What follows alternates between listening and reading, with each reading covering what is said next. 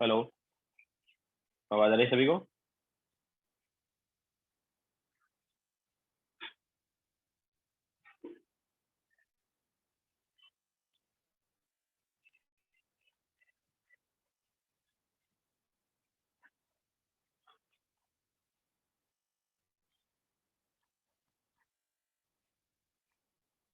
Okay, so good afternoon to all. तो last lecture हमने Hess law वगैरह वो सब बताया था तुम्हें। नाउ नेक्स्ट हम यहाँ पर लेंगे कंबशन, एंथैल्पी ऑफ कंबशन या हीट ऑफ कंबशन भी बोल सकते थे।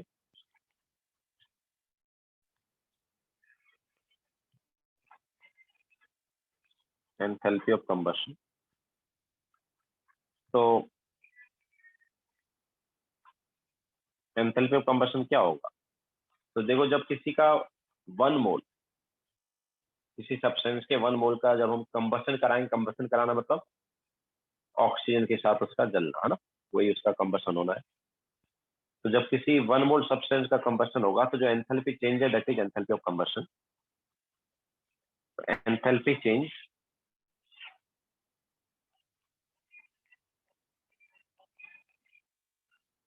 when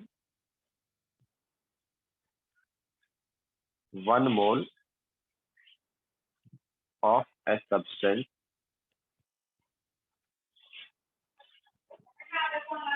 is burnt in excess of oxygen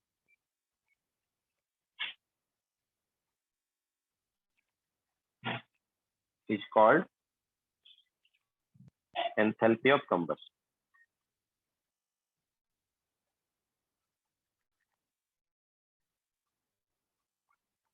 अच्छा, एंथैल्पी ऑफ कंबशन जो है इसका साइन ऑलवेज नेगेटिव होता है। क्यों? क्योंकि कंबशन में हमेशा क्या होता है, हीट रिलीज होता है। ओके, तो it's sign is always negative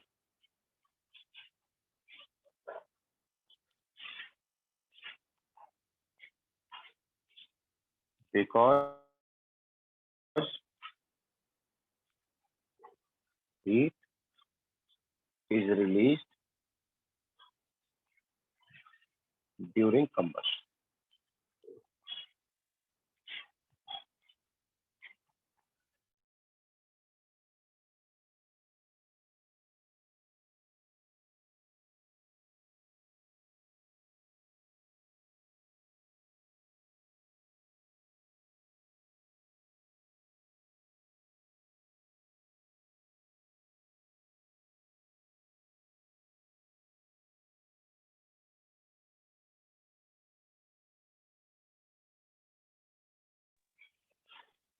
hello, आवाज आ रही है क्या?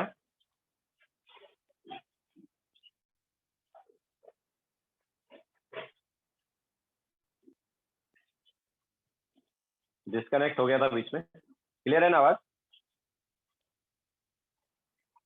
तो फिर से स्टार्ट करना पड़ेगा।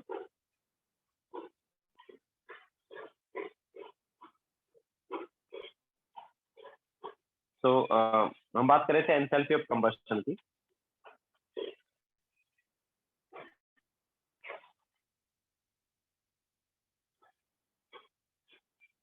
जिसको हम डेल्टा एच COMB से रिप्रेजेंट कर सकते हैं।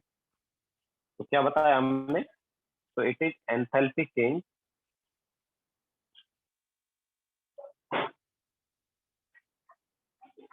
When 1 mole of a substance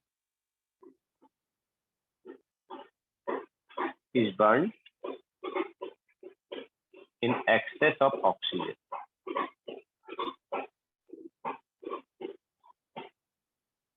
is called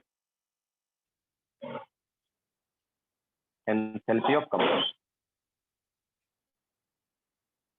जब किसी भी सब्सटेंस का 1 मोल जो है उसका कंबशन होगा। Okay, so enthalpy change when 1 mole of a substance is burnt in excess of oxygen is called enthalpy of combustion.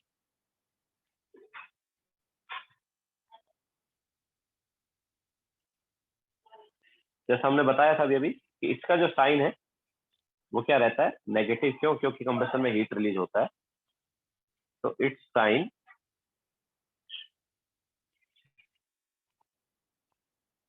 Is always negative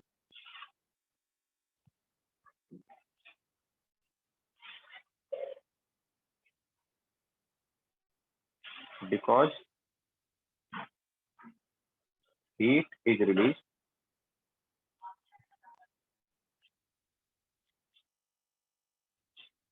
during combustion।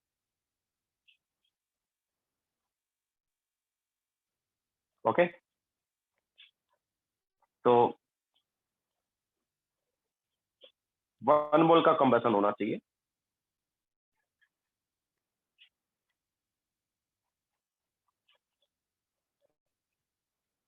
No, that you are wrong, उल्टा है। जब भी कुछ कोई burn होता है तो वो हीट रिलीज होती है। अगर हीट रिक्वायर्ड होगी तो आजू बाजू का जो सराउंडिंग वाला पार्ट है वो ठंडा हो जाएगा ना भाई, क्योंकि वहां से हीट एब्जॉर्ब कर लेगी रिएक्शन। लेकिन हीट रिलीज होती है, दैट्स वाई आजू बाजू में हमारे पास गर्म हो जाता है। कभी भी कोई चीज जलती है तो उसके पास में तुम जाते हो तो तुम्हें ठंडा लगता है, गर्म लगता है? गर्म लगता है ना। क्यों? क्योंकि हीट रिलीज हो रही है।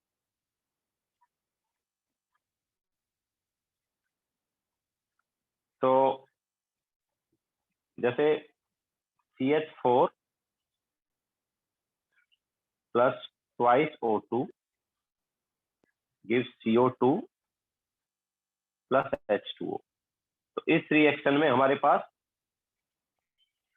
1 मोल ऑफ CH4 का क्या हुआ है, कंबशन हुआ है ना। ठीक है, तो this is enthalpy of combustion of CH4। इस रिएक्शन का जो डेल्टा है that is enthalpy of combustion of CH4। Similarly carbon solid plus O2 gas gives CO2 gas. अच्छा, इस रिएक्शन का डेल्टा एच क्या है यार? इस रिएक्शन का जो डेल्टा एच है that is enthalpy of formation of CO2, but this is also enthalpy of combustion of carbon। enthalpy of formation of CO2 भी बोल सकते हैं, बिकॉज 1 मोल ऑफ CO2 बन रहा है कॉन्स्टिट्यूएंट एलिमेंट से। लेकिन इस रिएक्शन का जो डेल्टा है that is also enthalpy of combustion of carbon। Similarly H2 gas plus half O2 gas gives H2O liquid. इस रिएक्शन का डेल्टा एच क्या होगा यार? बोलो। सर मैं बोल रहा हूँ जैसे CH4 और O2 है, एयर में होता है, उसको रिएक्शन इनिशिएट करने के लिए तो मुझे हीट चाहिए होगा ना। तो क्या हुआ, ओवरऑल की बात करते हैं ना। अच्छा, ओवरऑल रिलीज होगा। हाँ, ओके सर। तो H2O लिक्विड, तो इस रिएक्शन का जो डेल्टा एच है that is enthalpy of formation of H2O, but this is also enthalpy of combustion of H2। यहाँ पर 1 मोल ऑफ H2 का क्या हो रहा है, कंबशन हो रहा है। ठीक है, तो इस रिएक्शन का जो डेल्टा है उसको enthalpy of combustion of H2 भी बोलते हैं। क्लियर है? लिखो, फिर आगे चलते हैं।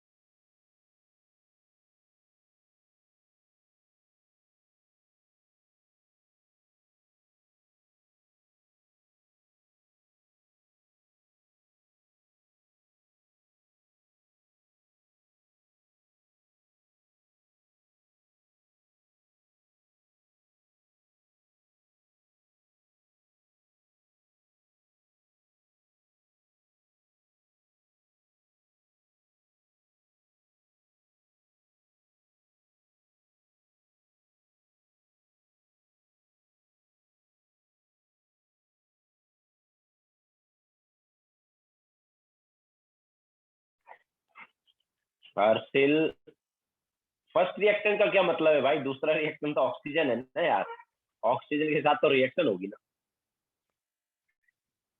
ऐसी रिएक्शन में दो ही रिएक्टेंट होंगे, एक रिएक्टेंट ऑक्सीजन होगा और दूसरा रिएक्टेंट वो सब्सटेंस होगा जिसकी हम बात कर रहे हैं एंथैल्पी, जिसके एंथैल्पी ऑफ कंबशन की बात कर रहे हैं।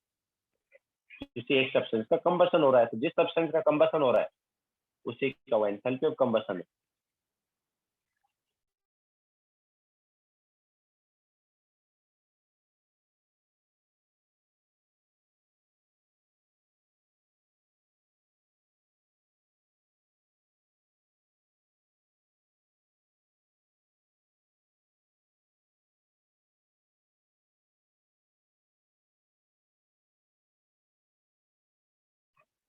हाफ O2 लिया इसका मतलब ये नहीं कि O2 एक्सेस में नहीं है। लास्ट रिएक्शन में हाफ O2 इसका मतलब ये नहीं कि O2 एक्सेस में नहीं है, वो बैलेंसिंग के लिए हाफ आया है।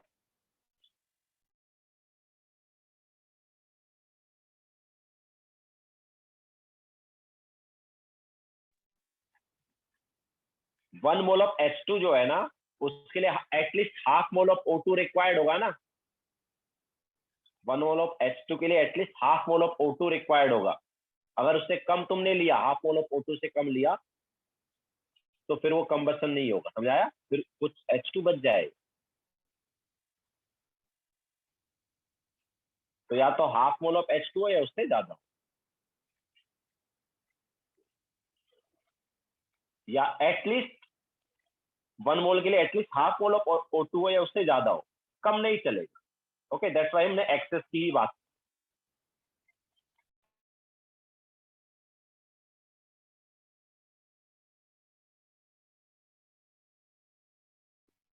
Yes, this is first page.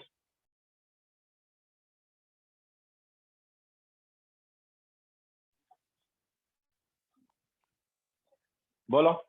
Sir access यहाँ पे आपका वही मीनिंग है ना कि पूरा मोल बर्न हो जाना चाहिए? हाँ, ओके ओके।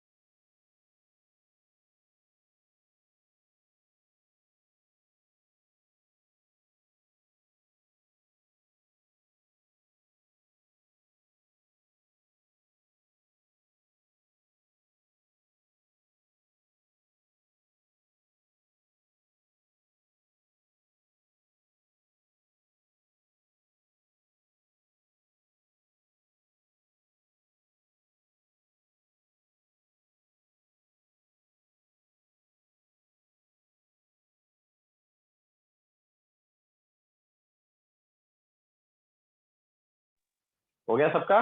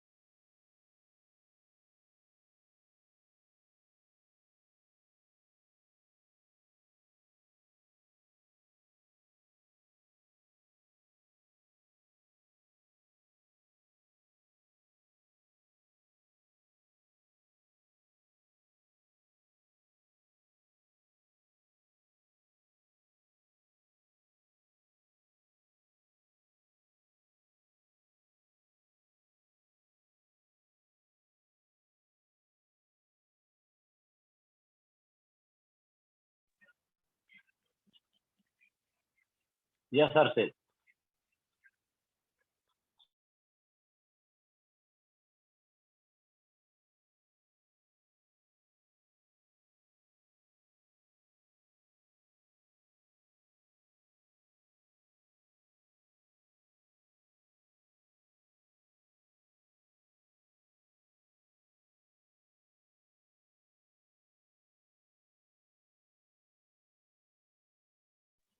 हो गया ना सबका?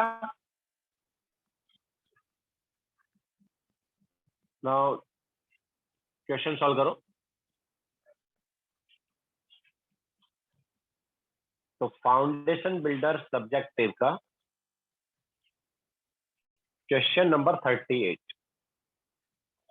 Foundation builder subjective question number 38 जो ग्रुप पर हमने बुकलेट शेयर किया है उससे सॉल्व करो, क्योंकि जो तुम्हारे पास बुकलेट है उसमें फाउंडेशन बिल्डर सब्जेक्टिव नहीं।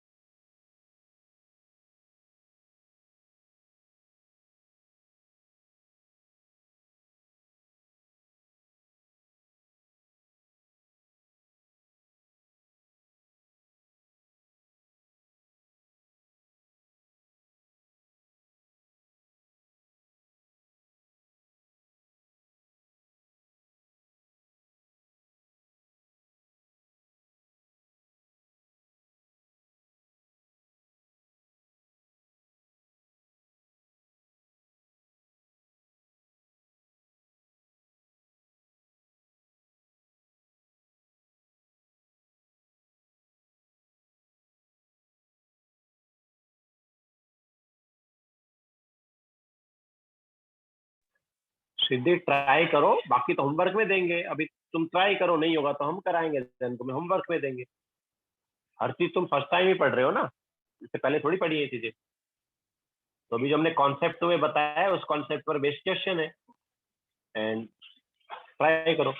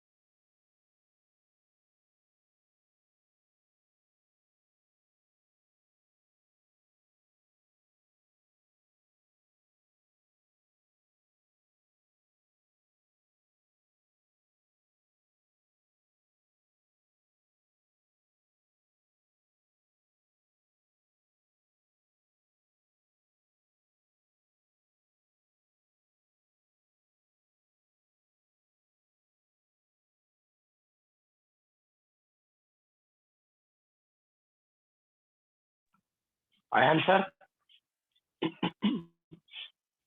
यस युतिका?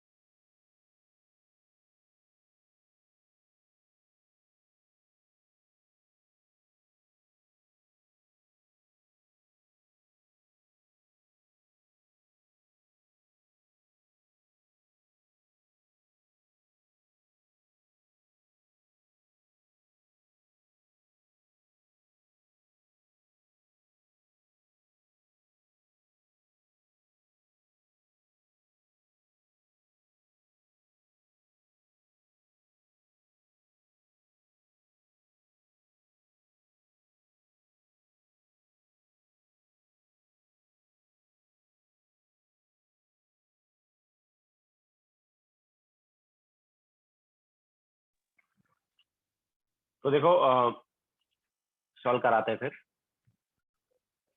तो क्वेश्चन में क्या बोला, when 2 mole of C2H6 are completely burn 3120 kilojoule of heat is release. Calculate the heat of formation of C2H6। तो देखो C2H6 जो है उसके 2 मोल का जब कंबशन हुआ तो 3120 किलोजूल हीट रिलीज हुआ। तो हमने तो बोला यार हीट ऑफ कंबशन पर मोल होता है कि नहीं। ओके, तो एंथैल्पी ऑफ कंबशन जो है वो क्या आएगा, क्या हो जाएगा बताओ? पर मोल मतलब 3, अच्छा नेगेटिव साइन लेंगे बिकॉज ऑलवेज नेगेटिव, उन्होंने दिया भी है कि इतना हीट लिबरेट हुआ या रिलीज हुआ। ठीक है, तो कितना आएगा? दिस इज 1560 किलोजूल पर मोल। ठीक है, तो इतना हीट रिलीज होगा जब हम 1 मोल का कंबशन कराएं।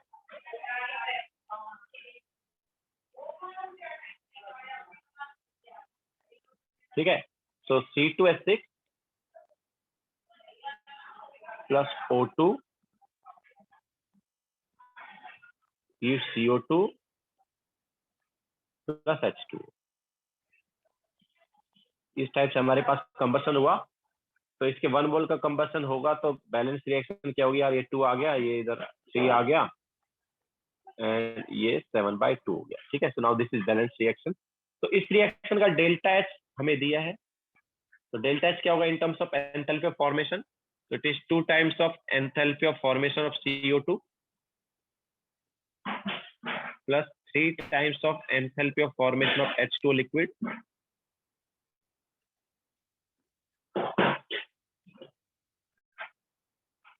minus enthalpy of formation of C2H6, इसके अलावा -7/2 enthalpy of formation of O2।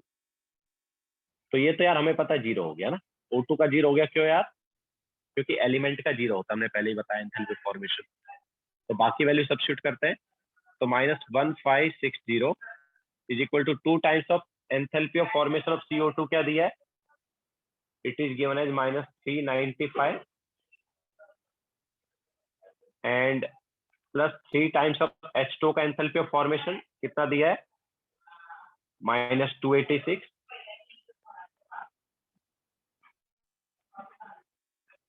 Minus enthalpy of formation of C2H6। ठीक है, तो यहाँ से enthalpy of formation of C2H6 क्या आएगा?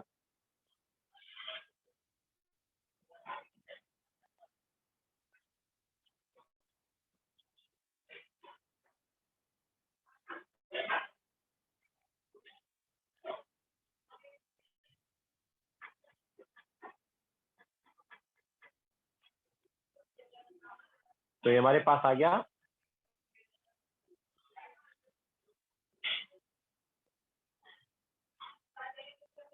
-88 किलोजूल पर मोल। ओके,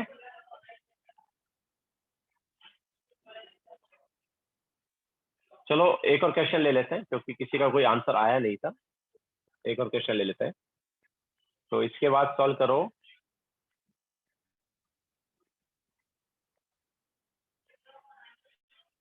फाउंडेशन बिल्डर ऑब्जेक्टिव का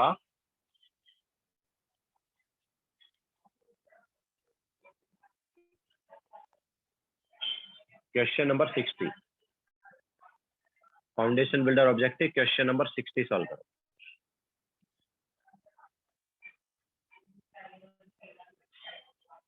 यस बोलो। सर यहाँ पे enthalpy of combustion only becomes enthalpy of reaction also. किसी भी रिएक्शन का जो एंथैल्पी है उसको एंथैल्पी ऑफ रिएक्शन ही बोल सकता हूँ ना। Now that reaction can be any reaction ना, वो कंबशन अच्छा, वाली भी हो सकती है, कोई भी रिएक्शन। कंबशन भी तो रिएक्शन ही है ना। Yes yes, okay sir. कोई भी रिएक्शन जो है उसका जो एंथैल्पी चेंज है उसका एंथैल्पी ऑफ रिएक्शन तो बोल ही सकता हूँ।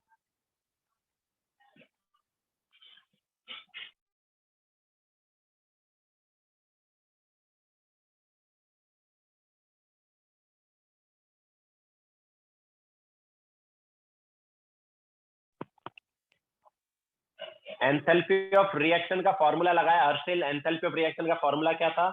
It was summation of enthalpy of formation of product minus enthalpy of formation of reactant.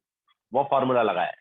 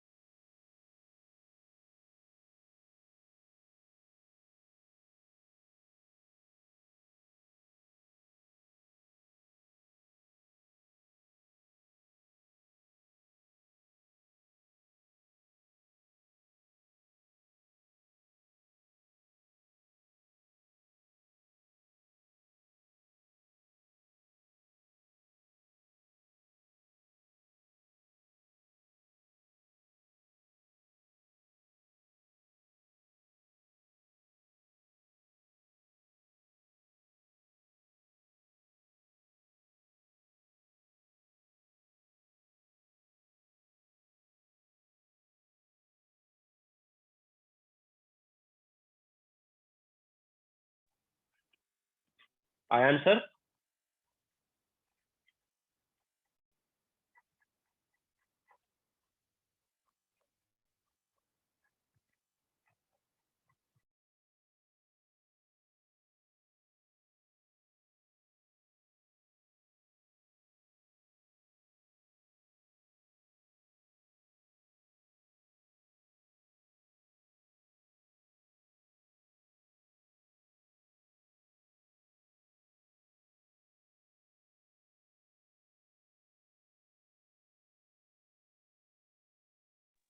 कराएं क्या?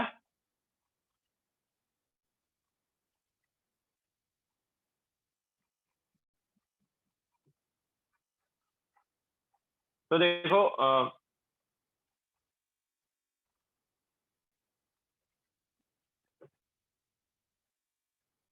हार्ड नहीं है यार, थोड़ा सा बस समझने का है कि क्वेश्चन में दिया क्या है। एक दो बार क्वेश्चन को ढंग से पढ़ो, कोई ज्यादा हार्ड नहीं है। ढंग से पढ़ोगे क्या दिया है और क्या निकालना है, बस हो गया। अभी देखो हम सॉल्व कराएंगे तो तुम्हें लगेगा सर ये तो बहुत इजी था। देखो, when a certain amount of ethylene was combusted, what is ethylene? Ethylene का फॉर्मूला है C2H4, है ना? तो when certain amount of ethylene that is C2H4 was combusted, 6226 kilojoule heat release. कुछ सर्टेन अमाउंट लिया तो 6226 किलोजूल हीट रिलीज हुआ। हमें नहीं पता हमने कितना अमाउंट लिया, लेकिन कुछ तो अमाउंट लिया, तो 6226 किलोजूल हीट रिलीज हुआ। हीट ऑफ कंबसन उन्होंने दिया 1411। हीट ऑफ कंबसन मतलब एंथैल्पी ऑफ कंबसन ही हो गया एक तरह से। तो वो दिया 1411, मतलब कि जब उसका 1 मोल का कंबसन होगा ना, C2H4 के जब 1 मोल का कंबसन होता है, तो 1 मोल के कंबसन से क्या बनता है? CO2 प्लस H2, है ना? तो 2 ये आ गया, 2 ये आ गया, देन ये क्या हो गया? 3O2। ओके, तो ये बैलेंस रिएक्शन। तो जब 1 मोल का कंबसन होगा तो ये रिएक्शन होगा। तो उन्होंने क्या बोला है? तो if the heat of combustion of ethylene is this, the volume of O2 that entered into the reaction is। तो देखो 1 मोल का कंबसन होता है तो 1411 किलोजूल हीट रिलीज होता है।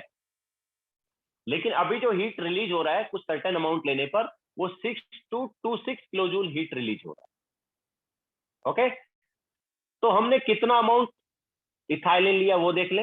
अगर इथाइलिन का अमाउंट पता चल गया तो O2 कितना रिएक्ट होगा वो भी पता चल जाएगा ना। ओके, तो सबसे पहले हम पता कैसे करेंगे यार इथाइलिन के कितने मोल्स हैं? तो number of moles of ethylene कितने लिए होंगे बताओ? यूनिटरी मेथड से भी देख सकते हैं ना कि यार 1 मोल लिए तो 1411, लेकिन 6226 हीट रिलीज हुआ है, तो कितने मोल्स लिए होंगे? तो number of moles of C2H4 taken क्या आएगा बताओ, कोई बता सकता है क्या? देखो 1 मोल लेते तो 1411 किलो जूल हीट रिलीज होता, लेकिन हमने 1 मोल नहीं लिया, हमने कितना लिया है? कुछ डिफरेंट मोल लिया, जिसकी वजह से 6226 किलो जूल हीट रिलीज हुआ है। Okay, so number of moles कितने लिए हमने? इतने लिए। क्लियर है क्या सबको? ये बताओ पहले तो, ये क्लियर है सभी को? Number of moles of C2H4 taken ये आ गया, क्योंकि हीट जो रिलीज हुआ वो 6226 किलो जूल हीट रिलीज हुआ, ना कि 1411। अगर 1411 हीट रिलीज होता मतलब हम बोल सकते थे हमने 1 मोल लिए। ओके, सो यहां से हमें पता चल गया हमने number of moles of C2H6 जो है, सॉरी या number of moles of C2H4 कितना लिया। अब देखो C2H4 के मोल्स पता है तो number of moles of O2 क्या आएगा यार? नंबर ऑफ मोल्स O2 क्या होगा बताओ?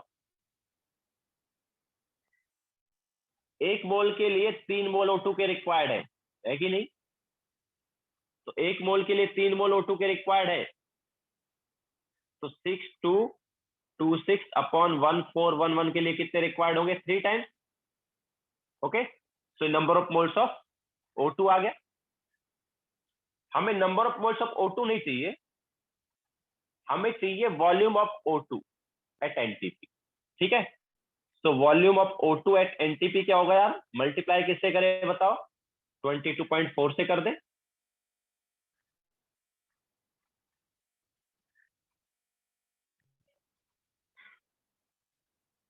तो क्या आएगा ये?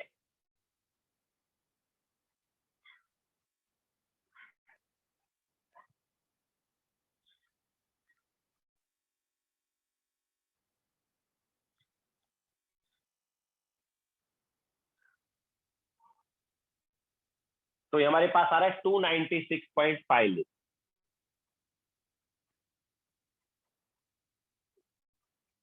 ओके। सो ये बहुत ज्यादा टफ नहीं था, बस तुम्हें ये कि क्वेश्चन समझने में प्रॉब्लम हुई है, क्वेश्चन में क्या दिया है वो देखो, पहले क्या निकालना है वो देखो। ठीक है, तो क्वेश्चन को 2-3 बार पढ़ो, उससे पहले तुम्हें क्वेश्चन समझ में आएगा क्वेश्चन में क्या दिया है एंड देन क्या निकालना है, फिर ऑब्वियसली कैसे निकाल सकते हो वो कॉन्सेप्ट तो लगा सकते हो।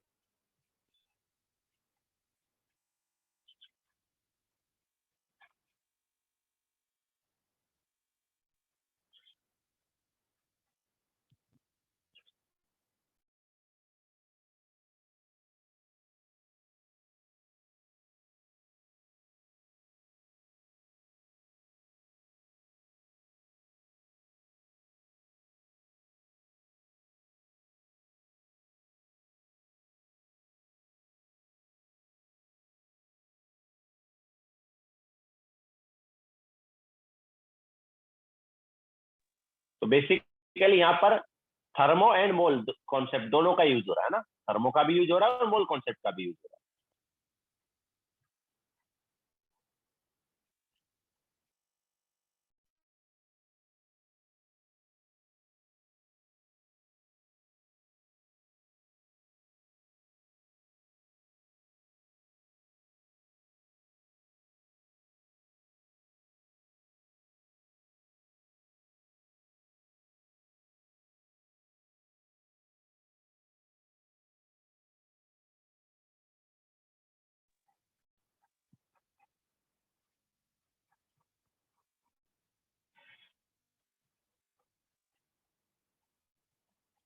यस दक्ष, वो तो है ही ना यार, अगर सिंपल है ना कि अगर मैं इसका 1 मोल लूंगा, इसके 1 मोल से कुछ हीट रिलीज होगा, अगर इसके 2 मोल लूंगा तो डबल हीट रिलीज होगा, और 3 मोल लूंगा तो triple 3 times more heat release होगा, है ना।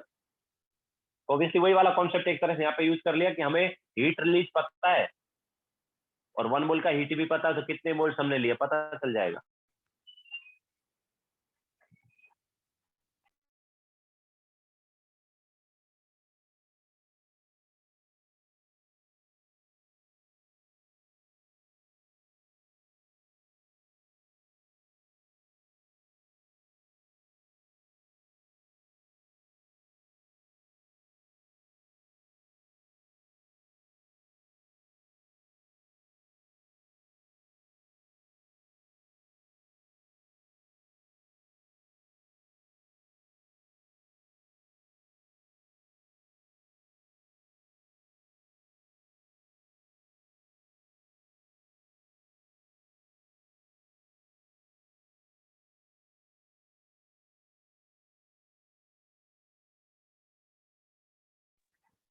चले आगे। तो देखो ये जो एंथैल्पी ऑफ कंबशन है ना, ये हीट ऑफ कंबशन वगैरह जो है, ये एक्सपेरिमेंटली निकाला जाता है। अपरेटस होता है बॉम्ब कैलोरीमीटर, उसके थ्रू हमने बताया था वैसे बॉम्ब कैलोरीमीटर के बारे में, याद है हमने बोला था कांस्टेंट वॉल्यूम पर काम करता है। तो enthalpy of combustion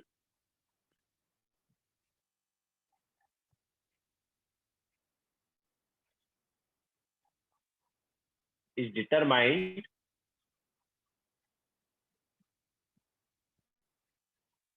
experimentally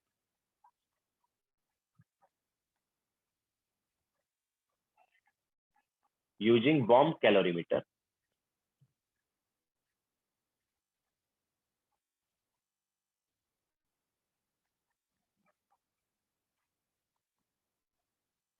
which acts at constant volume। तो बॉम्ब कैलोरीमीटर जो है कांस्टेंट वॉल्यूम पर काम करता है। तो अगर कांस्टेंट वॉल्यूम पर काम करेगा तो क्या है बताया था हमने, याद है। तो यहाँ पर जो भी हीट रिलीज होगा वो क्या होगा, डेल्टा यू होगा। याद आया, याद आया क्या, हमने बताया था constant volume and constant pressure का। कांस्टेंट प्रेशर पर जो हीट है वो डेल्टा एच है, एंड कांस्टेंट वॉल्यूम पर जो हीट है वो डेल्टा यू है। याद आया। तो जनरली रिएक्शन कांस्टेंट प्रेशर पर होती है, that's why heat of reaction is delta H. But bomb calorimeter की जब हम बात करेंगे तो वहां पर कांस्टेंट वॉल्यूम पर रिएक्शन हो रही है, that's why heat of reaction is delta U. तो जो भी हीट ऑफ रिएक्शन आएगी बॉम्ब कैलोरीमीटर के केस में वो डेल्टा यू आएगी। तो तुम डेल्टा एच कैसे निकालोगे फिर? तो बेसिकली डेल्टा यू से डेल्टा एच कैसे निकालते हैं, याद आया? डेल्टा यू से डेल्टा एच कैसे निकालते थे, याद है क्या? Then delta H of reaction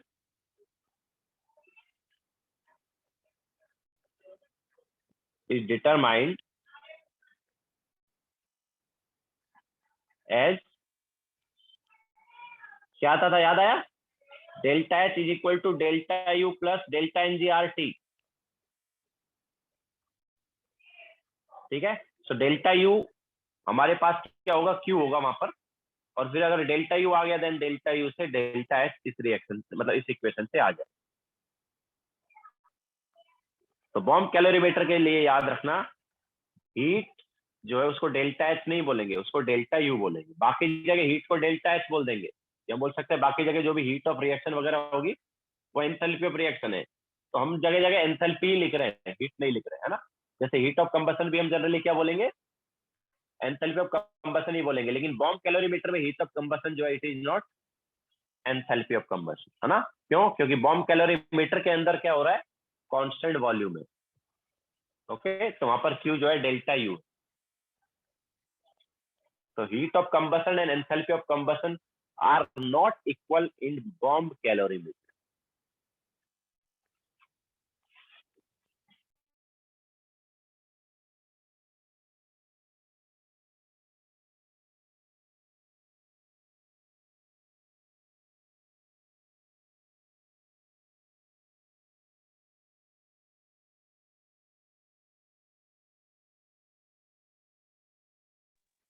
and में डेल्टा एच ऑफ कंबशन लिख देते हैं इसको, अदरवाइज तुम कंफ्यूज हो जाओगे। Then delta H of combustion is determined as, ठीक है, तो डेल्टा एच को फिर ऐसे निकाल लेंगे।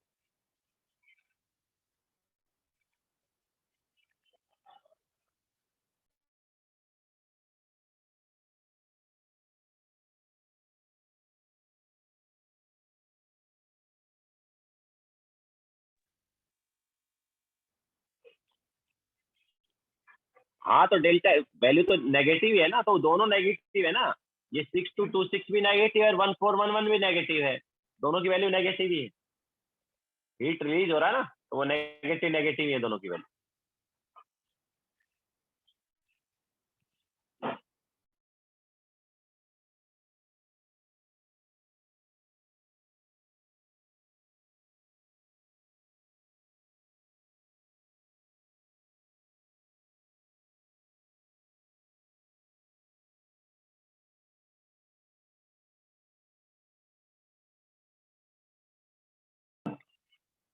हो गया सबका?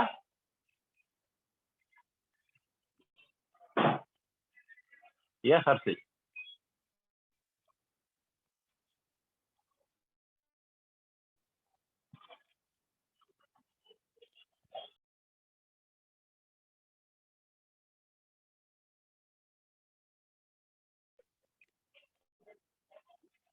यस दस, जब तक हमें दिया नहीं है कि रिएक्शन कांस्टेंट वॉल्यूम पर है, हम कांस्टेंट प्रेशर पर ही मान के चलेंगे। बॉम्ब कैलोरीमीटर एक ऐसा केस है जो कि कांस्टेंट वॉल्यूम पर होता है, तो उसको तुम कांस्टेंट वॉल्यूम वाला लेना। बाकी जितने भी केस है उनको कांस्टेंट प्रेशर वाला लेना, जब तक कि क्वेश्चन में मेंशन नहीं किया है।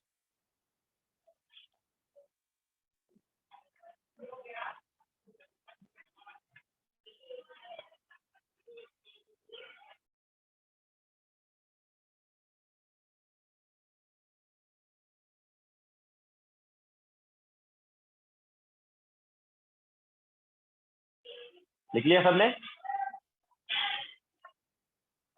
अब देखो, एंथैल्पी ऑफ फॉर्मेशन जो है उसको यूज करके, एंथैल्पी ऑफ फॉर्मेशन को यूज करके हम क्या निकाल लेते थे, एंथैल्पी ऑफ रिएक्शन निकाल लेते थे ना।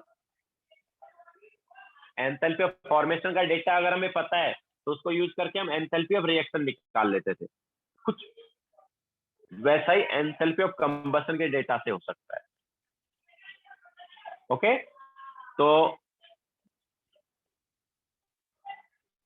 enthalpy of reaction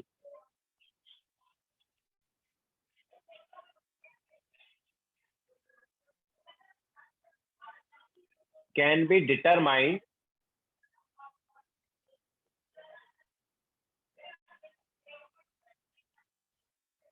theoretically using enthalpy of combustion data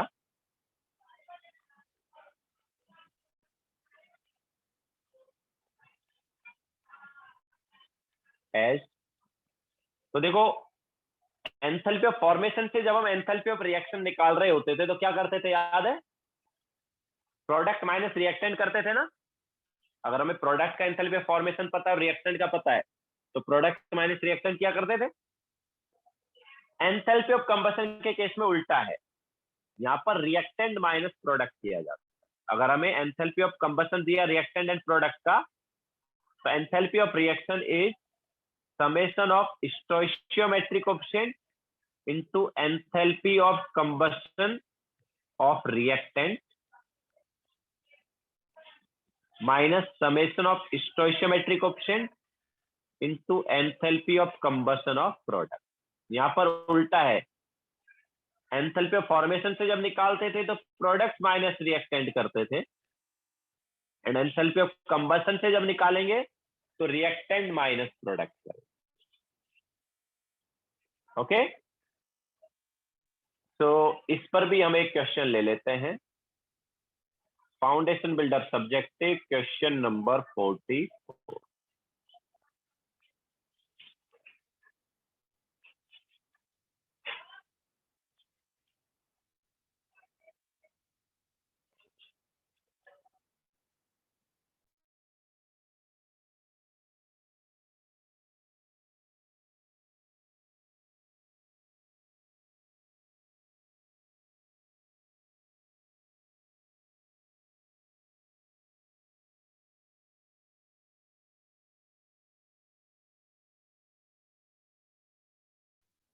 ये फॉर्मूला हैश लॉ जो है ना उसको यूज करके आ जाता है। हैश लॉ को यूज करके फॉर्मूला आता है।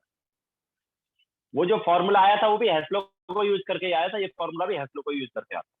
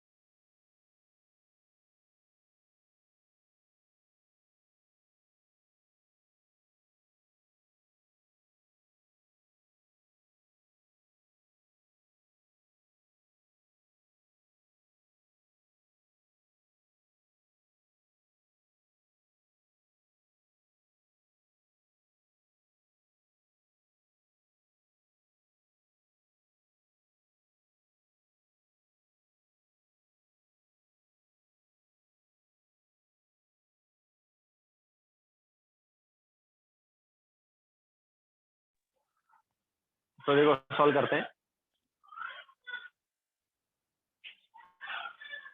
तो हमें यहाँ पर रिएक्शन दिया C2H4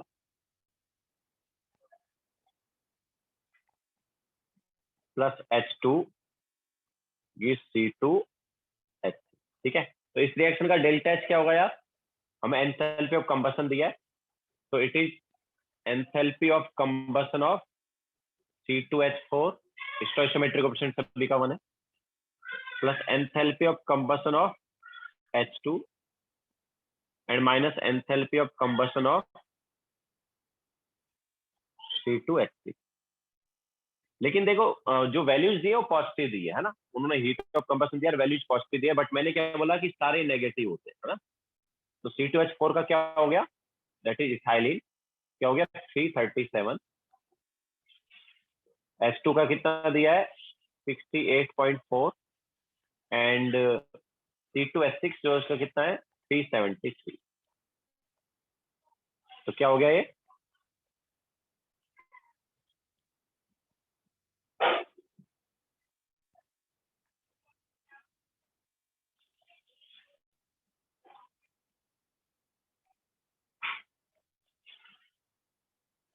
तो ये आ रहा है -32.4। ओके, तो ये हमारे पास आ जाएगा answer, that is in kilo calorie.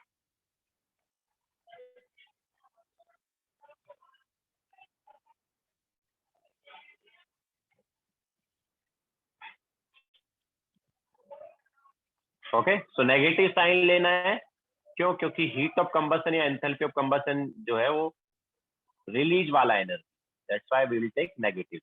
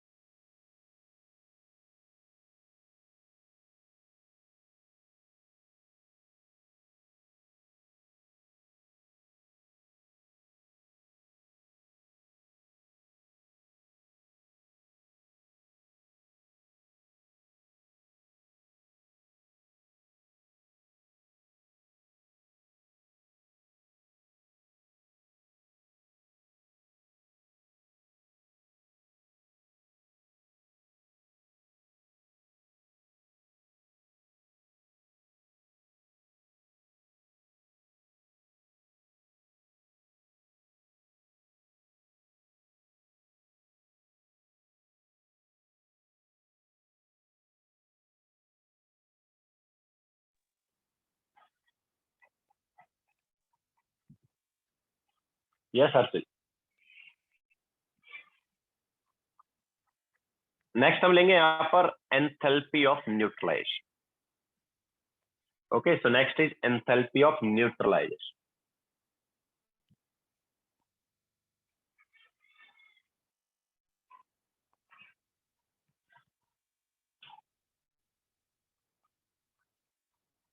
नाम से ही पता चल रहा है न्यूट्रलाइजेशन होगा ना। न्यूट्रलाइजेशन मतलब एसिड एंड बेस का रिएक्शन।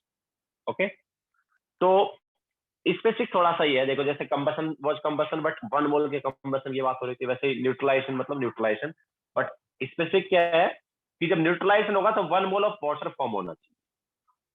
ओके, न्यूट्रलाइजेशन से क्या होना चाहिए? 1 मोल ऑफ वाटर फॉर्म होना चाहिए। तो enthalpy change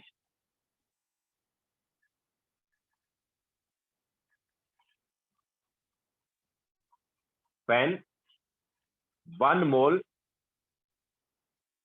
of H2O is formed from acid base neutralization reaction.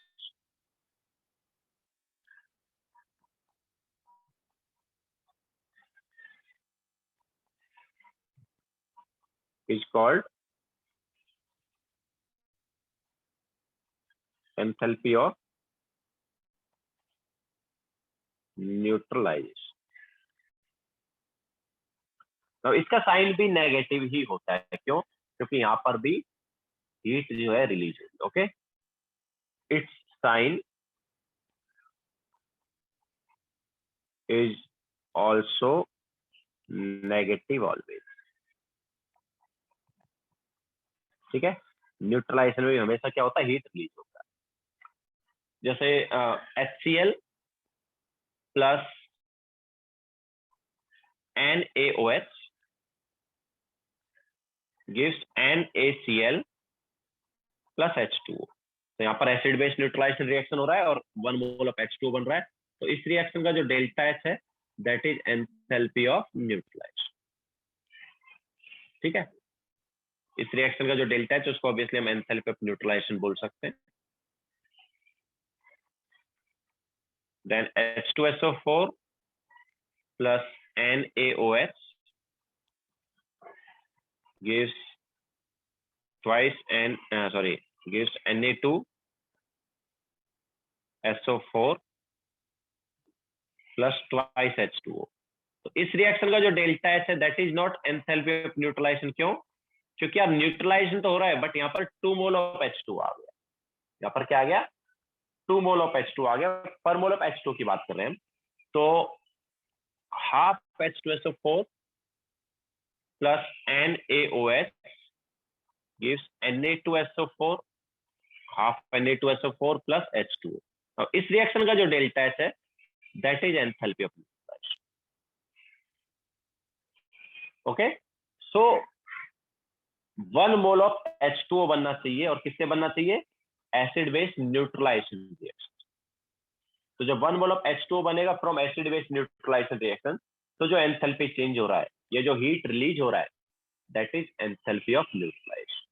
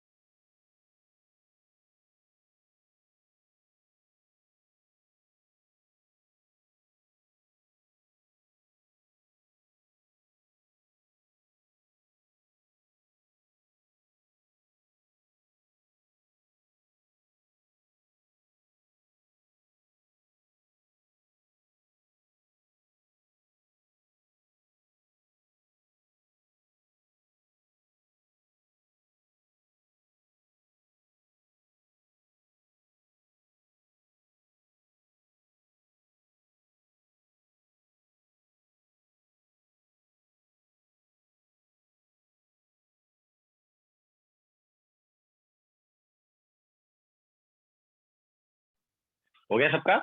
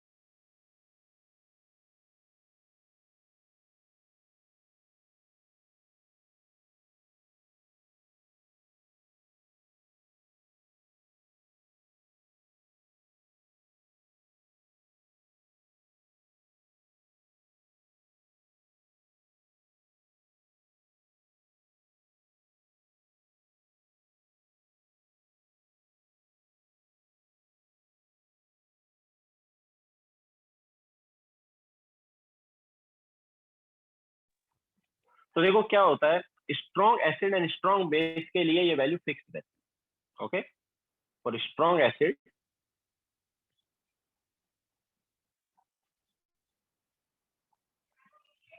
And strong base neutralisation जो है, ठीक है, स्ट्रॉन्ग एसिड को ऐसे लिख सकते हैं और स्ट्रॉन्ग बेस को ऐसे, तो उससे सॉल्ट एंड वाटर बनेगा। तो इसके लिए ये वैल्यू फिक्स है। Strong acid and strong base के लिए वैल्यू जो है वो रहती है न्यूट्रल एंथैल्पी ऑफ न्यूट्रलाइजेशन की -13.7 किलो कैलोरी पर मोल,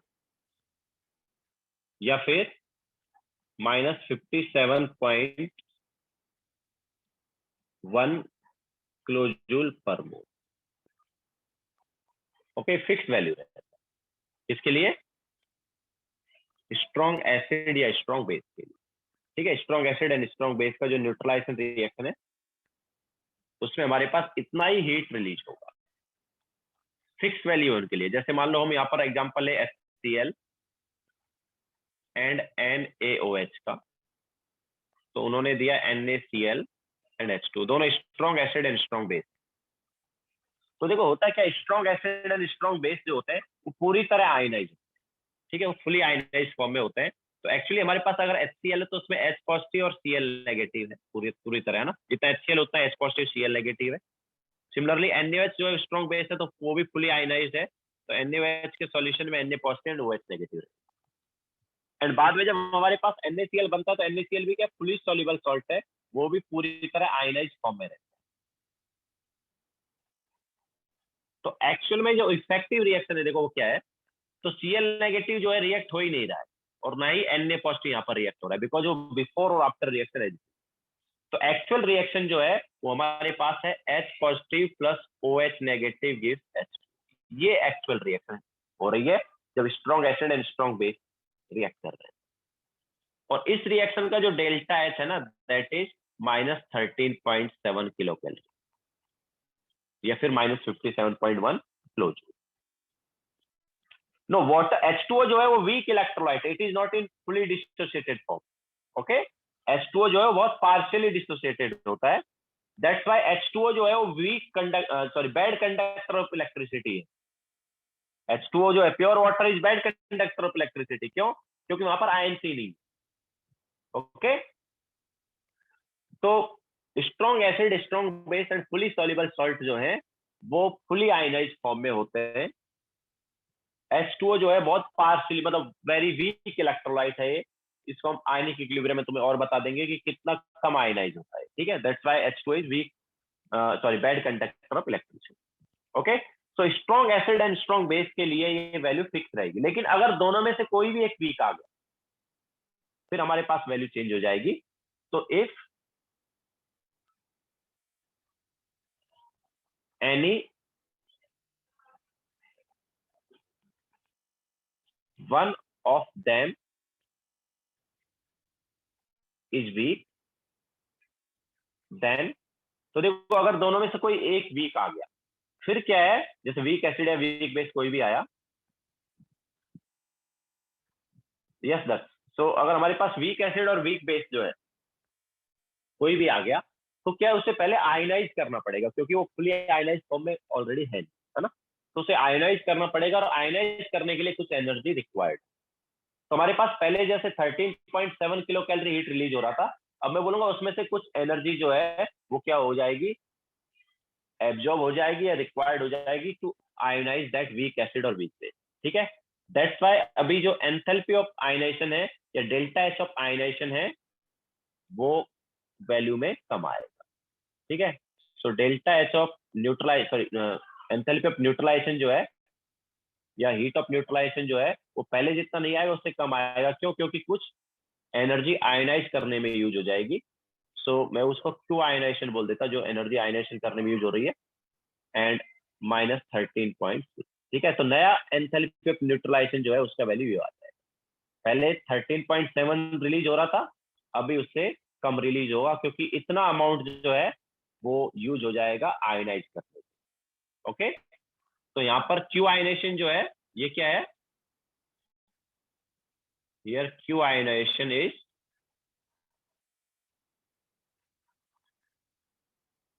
क्या है, is heat of ionisation of weak acid या फिर weak base. Okay, weak acid और वीक बेस का जो हीट ऑफ आयनाइजेशन है या जो आयनाइज करने के लिए एनर्जी रिक्वायर्ड है वो है Q I.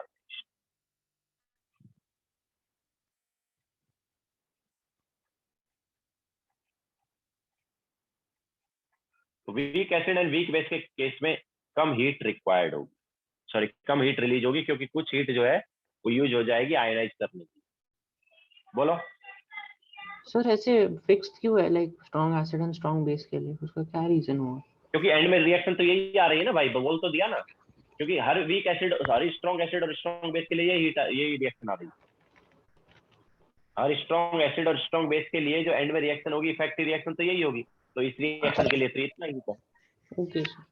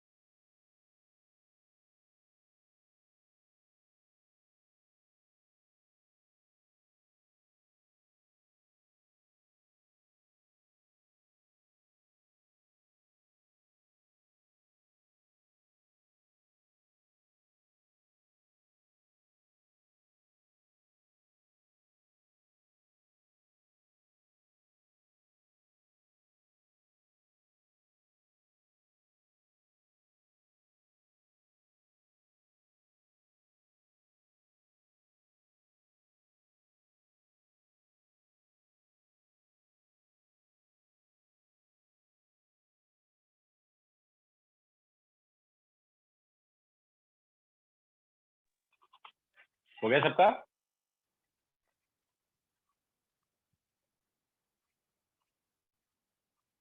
Here Q ionization is heat of ionization of weak acid or weak base.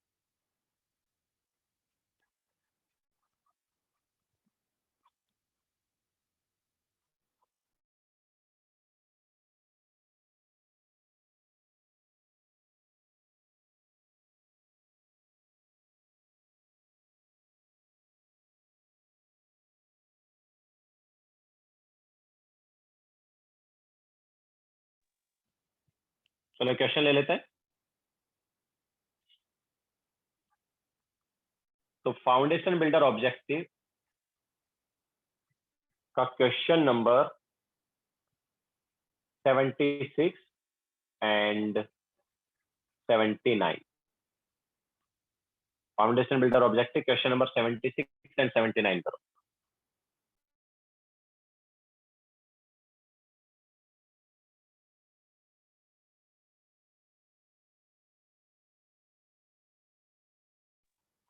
Yes, वहां पर हीट रिक्वायर्ड फॉर आयनाइजेशन ना, Q ionisation is heat required for ionisation of weak acid और weak base. Weak acid और weak base को ionise करने के लिए heat required हो।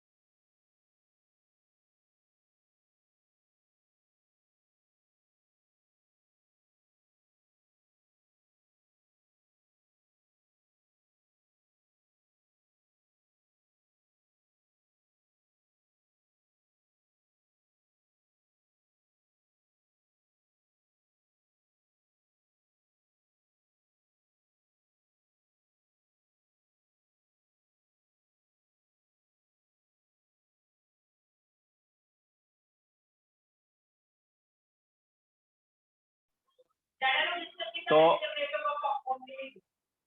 देखो क्वेश्चन नंबर 76 में हमें ऑलरेडी वैल्यू दी हुई है -13,700, ऑब्वियसली वही है जो हमने बताई। तो स्ट्रॉन्ग एसिड का वैल्यू दी है। अब वो बोल रहा है कि वीक एसिड जो है, वीक एसिड जो कि 14% ऑलरेडी आयनाइज, ठीक है, वीक एसिड ऑलरेडी 14% आयनाइज है और उसका एंथैल्पी ऑफ आयनेशन भी हमें दिया हुआ है। तो उस वीक एसिड का एंथैल्पी ऑफ न्यूट्रलाइजेशन क्या होगा? तो यार देखो ऑलरेडी 14% आयनाइज है, तो हमें कितना आयनाइज करना है यार? बचे 86% को ही आयनाइज करना ना।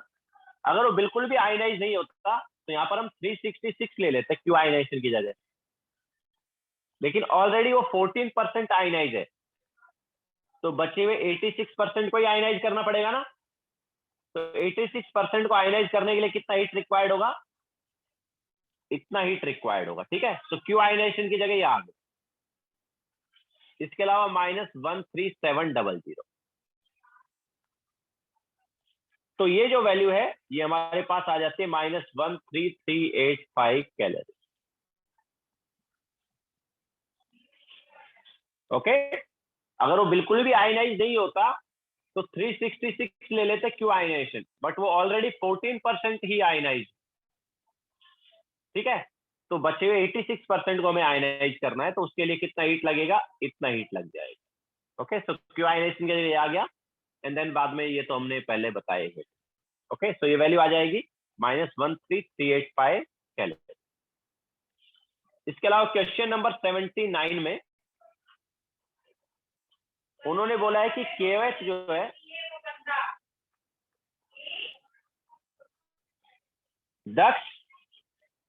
the acid was 14% ionized, so we have to ionize only the 86% part, remaining 86% part को आयनाइज करना पड़ेगा।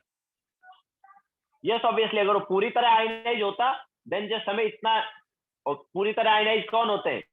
स्ट्रॉन्ग एसिड स्ट्रॉन्ग बेस होते हैं, है ना। तो strong acid and strong base are fully ionise, तो उनके लिए जो क्यू की वैल्यू है 0 आती है। लेकिन वीक एसिड के लिए कुछ ना कुछ हीट ऑफ न्यूट्रलाइजेशन आ जाता है, तो इसके लिए कितना हीट ऑफ न्यूट्रलाइजेशन 3 पर हीट ऑफ आयनेशन आ जाता है, तो इसके लिए कितना है? 366 है हीट ऑफ आयनेशन। बट वो वैल्यू कब लेंगे?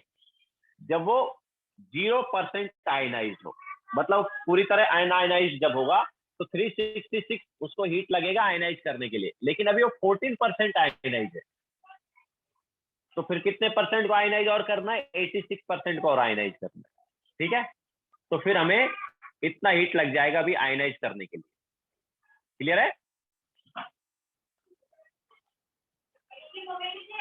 Now question number 79। तो देखो क्वेश्चन नंबर 79 में उन्होंने बोला है कि how many ml of 1 molar and 1 molar of KOH and 0.5 molar H2SO4 solution respectively when mixed for a total volume of 100 ml produce the highest rise in temperature। तो देखो acid base neutralisation reaction होगा, उससे heat release होगा। तो जो heat release हो रहा है वो क्या करेगा? टेम्परेचर बढ़ाएगा। वो टेम्परेचर कैसे बढ़ाएगा यार? तो obviously Q is equal to MS delta T। Okay, इस टाइप से हमारे पास हीट जो है टेम्परेचर बढ़ाएगा, जो हीट जो भी रिलीज होगा वो टेम्परेचर बढ़ा देगा। तो यहाँ से डेल्टा T क्या हो गया? It is Q divide by MS। अब देखो S is specific heat capacity, वो कांस्टेंट है। इसके अलावा M भी कांस्टेंट है। M क्यों कांस्टेंट है यार? क्योंकि हमने 100 ml ही सॉल्यूशन ले रहे हैं, है ना। जितने भी ऑप्शन है सभी में 100 ml का ही सॉल्यूशन। तो मास इज कांस्टेंट। क्यों कांस्टेंट है? क्योंकि 100 ml सॉल्यूशन है, दोनों मिला के 100 ml। ओके, तो हर केस में अपने पास ये कांस्टेंट रहने वाला। तो मास भी कांस्टेंट, स्पेसिफिक हीट भी कांस्टेंट, मतलब एस भी कांस्टेंट। तो अब जो डेल्टा टी है किस पे डिपेंड करेगा? क्यू पर। जितना ज्यादा क्यू होगा उतना ज्यादा डेल्टा टी आएगा, मतलब जिस ऑप्शन में ज्यादा हीट रिलीज होगा उस ऑप्शन में सबसे ज्यादा टेम्परेचर भी बढ़ेगा। अच्छा, हीट रिलीज कब ज्यादा होगा बताओ यार? याद है ना कि 1 मोल के लिए 13.7 1 मोल ऑफ H2O जब बनता है तो 13.7 किलो कैलोरी रिलीज होगा। अगर 2 मोल H2O के बनेंगे तो डबल हीट रिलीज होगा। अगर 3 मोल H2O के बनेंगे तो 3 मोल्स हीट रिलीज, मतलब 3 टाइम्स हीट रिलीज होगा। तो बेसिकली ये जो Q है ये किस पे डिपेंड करेगा यार? Q जो है वो डिपेंड करेगा number of moles of H2O पर। जितने ज्यादा H2O के मोल्स उतना ही ज्यादा हमारे पास क्या होगा? हीट रिलीज होगा। ओके, तो हम यहां से ये देख सकते हैं कि जिस केस में सबसे ज्यादा H2O के मोल्स आएंगे उस केस में सबसे ज्यादा टेम्परेचर इंक्रीज होगा। तो किस केस में सबसे ज्यादा H2O के मोल्स आएंगे यार? किस केस में सबसे ज्यादा H2O के मोल्स आएंगे? जिस केस में लिमिटिंग रेजेंट ना हो। ओके, अगर लिमिटिंग रेजेंट हुआ तो हमारे पास H2O कम बनेगा। अगर कोई भी लिमिटिंग रेजेंट नहीं हुआ तो H2O ज्यादा आएगा। ठीक है, तो लिमिटिंग रेजेंट नहीं होना चाहिए। तो देखो रिएक्शन क्या है, KOH plus H2SO4 gives K2SO4 plus twice H2O। ठीक है, ये रिएक्शन होगा। तो लिमिटिंग रेजेंट नहीं होना चाहिए। KOH का कितना दिया है? KOH का दिया है 1 मोलार और H2SO4 का दिया 0.5 मोलार। KOH का 1 मोलार है, H2SO4 का 0.5 मोलार है। तो अगर KOH का हम वॉल्यूम V1 ले लें, ठीक है, ये 1 मोलार है और वॉल्यूम V1 ले लिया, तो ऑब्वियसली इसके मोल्स कितने आ गए? V1 मोल्स आ गए ना, और इसका 0.5 मोलार है और V2 वॉल्यूम अगर हमने ले लिया तो कितना आएंगे इसके? 0.5 V2 आएगा कि नहीं आएगा? ठीक है, तो मोल्स है हमारे पास, इसके V1 मोल्स है, इसके 0.5 V2 मोल्स है। ठीक है, तो लिमिटिंग रेजेंट कब नहीं होगा यार? जब स्टोइशियोमेट्रिक कोएफिशिएंट का रेशियो एंड मोल्स का रेशियो क्या हो? सेम हो, है ना। So 2:1 is equal to V1 divide by 0.5 V2। तो यहाँ से क्या आ रहा है? यहाँ से यार V1 is equal to V2 आ गया ना। यहाँ से V1 इक्वल टू क्या आ रहा है? V2 आ रहा है। एंड V1 भी इक्वल टू V2 मतलब कौन सा ऑप्शन करेक्ट हुआ? फिर बताओ यार। V1 इक्वल टू V2 मतलब कौन सा ऑप्शन करेक्ट हुआ? डी ऑप्शन करेक्ट हुआ। ओके, दोनों का वॉल्यूम क्या आना चाहिए? सेम आना चाहिए। तो यहाँ पर जब दोनों का वॉल्यूम सेम आएगा तो कोई भी लिमिटिंग रिएजेंट नहीं होगा और H2O के मैक्सिमम मोल्स हमें मिल जाएंगे। तो H2O के अगर मैक्सिमम मोल्स आएंगे तो obviously maximum amount of heat release होगा, और अगर maximum amount of heat release हो रहा है तो डेल्टा टी भी सबसे ज्यादा बढ़ेगा।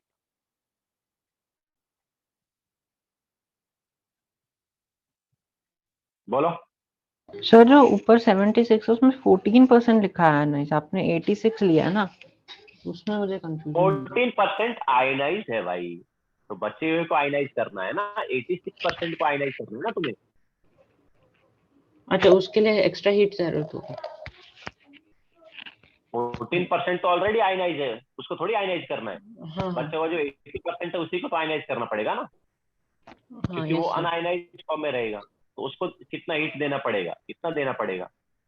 And molar solution means like 1 mole, that base. हाँ, ओके सर। सर फिर आपने 366 से मल्टीप्लाई क्यों कर रहे हो वो वाला? अरे यार मुझे ये बता, एक मुझे तू सिंपल चीज बता कि 366 क्या है? ये हीट ऑफ न्यूट्रलाइजेशन है, जब मुझे पूरे को आयनाइज करना। अगर मुझे आधे को ही आधा ऑलरेडी आयनाइज है, आधे को ही आयनाइज करना है तो क्या कितना हीट लगेगा बता? 366 का आधा लगेगा ना। हाँ यस सर। तो फिर, तो अगर मुझे 86% को आयनाइज करना है तो कितना हीट लगेगा? अच्छा 86% लेंगे, okay okay okay sir, understood.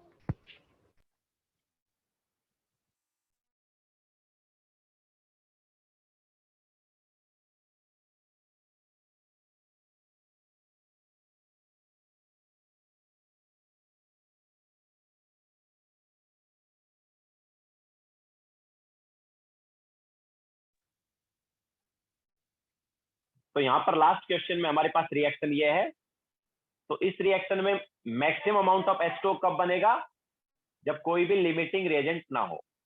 Okay, तो लिमिटिंग रिएजेंट कब नहीं होगा? तो ऑब्वियसली इसके V1 मोल्स हैं हो गए, इसके 0.5 V2 मोल्स हो गए। तो मोल्स का रेशियो स्टोइशियोमेट्रिक कोएफिशिएंट का रेशियो क्या होना चाहिए? सेम होना चाहिए। ठीक है, तो वहां से V1 इक्वल टू क्या आ गया? V2 आ गया। So that's it for today. Homework note कर लो।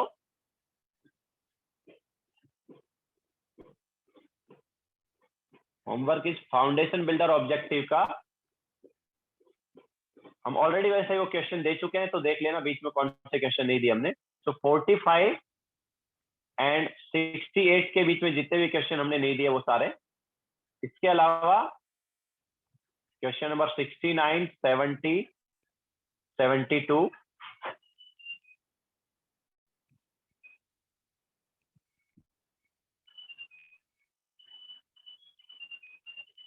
एंड 78,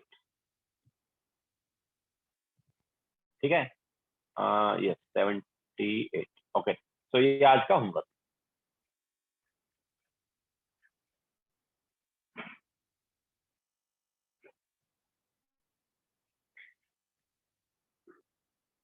बोलो। सर इसमें अपन ने वो 79 वाले में फर्स्ट स्टेप अपन ने वो किया ना q equal to delta u। कहाँ?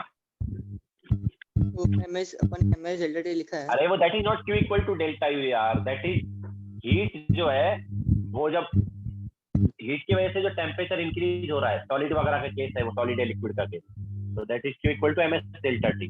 सॉलिड एंड लिक्विड में क्या आता है q? यही आता है ना, फिजिक्स में पढ़ा होगा ना।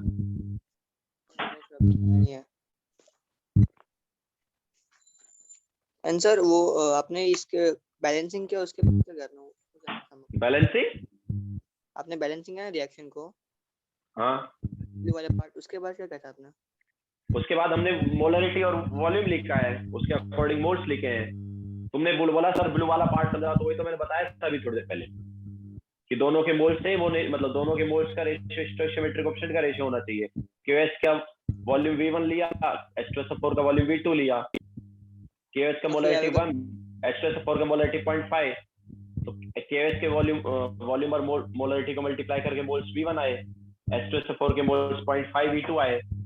तो मोल्स का रेशियो और स्टोइकियोमेट्रिक कोएफिशिएंट का रेशियो सेम होना चाहिए अगर हमें लिमिटिंग एजेंट नहीं चाहिए तो। मतलब कोई भी लिमिटिंग नहीं है, दोनों कंप्लीटली रिएक्ट करेंगे तो उसके लिए स्टोइकियोमेट्रिक कोएफिशिएंट का रेशियो एंड मोल्स का रेशियो सेम होना चाहिए। तो वही किया हमने। सो लेक्चर यहीं पे एंड करते हैं। Bye, take care.